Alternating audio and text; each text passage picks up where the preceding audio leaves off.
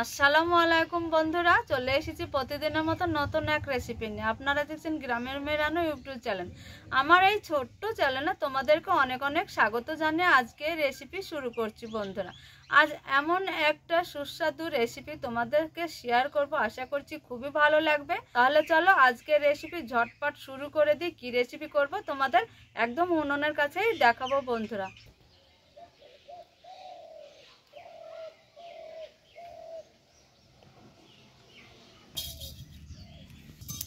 বন্ধুরা, জিরেটা খুব ভালো করে ভেজে নিব। রান্নার শেষে জিরে ভাজা লাগবে আমাদের। তো দেখো, কড়াতে আমি মুগ ডালটা প্রথমে দিয়ে দিয়েছি। মুগ ডালটা একটু হালকা করে ভেজে নিব। মুগ ডাল একটু ভেজে নিয়ে রান্না করলে খেতে ভালো লাগে।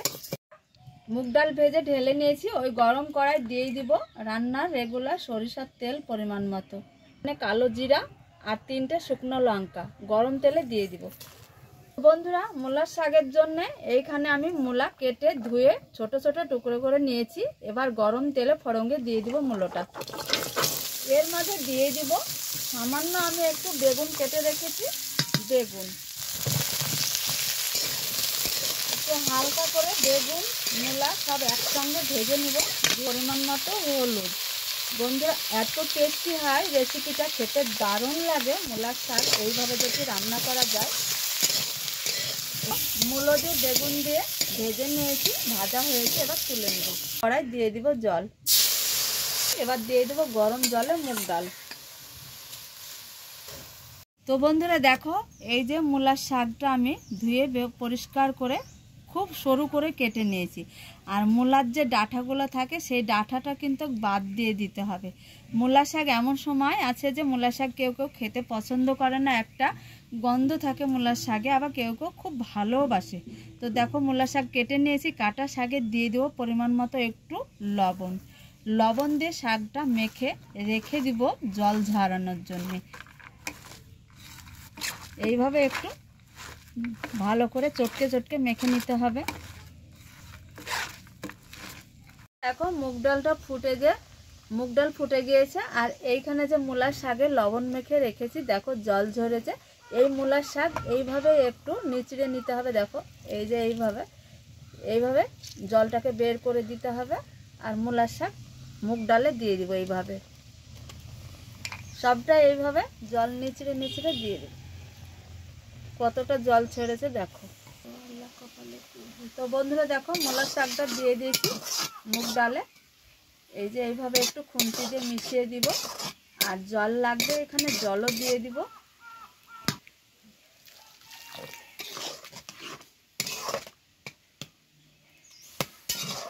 আমি যে মূলা দিয়ে আর বেগুন দিয়ে একটু ভাজা ভাজা করে রেখে দিয়েছি, দিয়ে দিব সবজিটা। মুগ ডাল মূলার শাক একসঙ্গে দিয়ে দিয়েছি। এবার এই যে ভাজা সবজিগুলো মূলা বেগুন একসঙ্গে দিয়ে দিব। খুন্তি দিয়ে একটু মিশিয়ে দিয়ে জল দিয়ে ঢাকা দিয়ে দিব সেদ্ধর জন্য।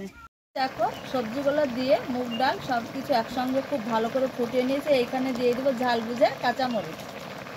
খুব ভালো করে মিশিয়ে দিব। আর দেখো, মুগ ডালটাও সেদ্ধ হয়েছে, গলা গলা হয়েছে। আর একটু আমি নাড়াচাড়া করে ঢেলে নেব। মুগ ডাল খুব ভালোভাবে মূলা বেগুন সেদ্ধ হয়েছে। এই সেদ্ধ অবস্থায় দিয়ে দিব এইখানে যে জিরে ভেজে রেখেছিলাম, সেই জিরে এক টুকরো আদা দিয়ে বেটে নিয়েছি।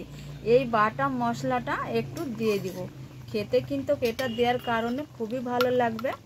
এই যে দেখো, দিয়ে দিব আদা আর জিরে, ভাজা জিরে বাটা। এইভাবে তোমরা এক টুকরো আদা দিয়ে আর ভাজা জিরে দিয়ে বেটে দিতে পারো, দিলে খেতে দারুণ লাগবে।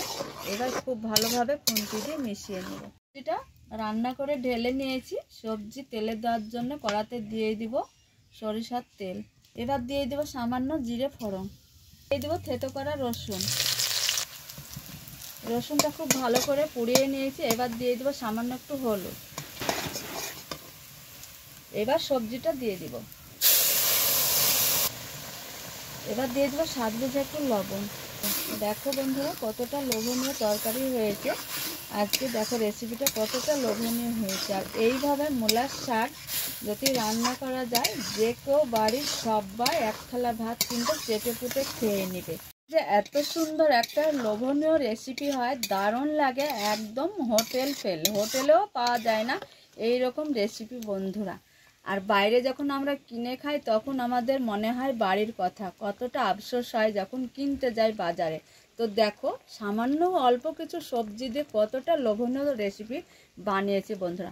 তো রান্না হয়েছে প্রায় শেষের দিকে, এবার আমি একটা প্লেটে ঢেলে নিয়ে তোমাদেরকে দেখাচ্ছি বন্ধুরা।